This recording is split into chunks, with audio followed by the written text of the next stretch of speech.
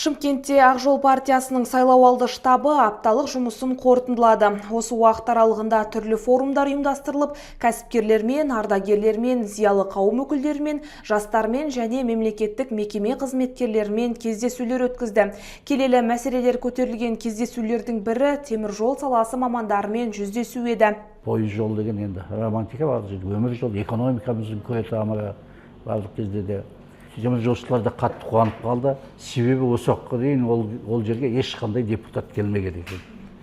Арыздарын айтты, барлардың олардың да мәселелері көп шешілмей жатқан. Ол мәселелердің бәрін де біз ол жерде жазып алдық. Ертең Құдайға шүкір.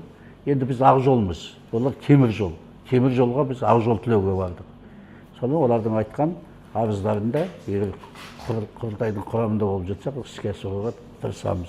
Сондай-ақ ақжолдықтар қаладағы зиялы қауым өкілдерімен кездесу, қарттар үйіндегі сәттер, сауда орталықтарындағы басқосуларда айтылған ой, ұсыныстың ешбірін назардан тыс қалдырмаймыз дейді. Әрбірі қоғам үшін өте маңызды. Оған қоса бұл бағытта жастар қанаты тындырымды тірліктің басы қасында жүр. Жастар қанаты жалындап тұр біздің. Біз жастарға сенеміз деп Алаштың ағайы ақын Мағжан айтқандай, біз де жастарға сенеміз. Осы Шымкентке келгенде де мен көріп жатырмын, өздерінің жастар жалындап алдыңғы қатарда жүр.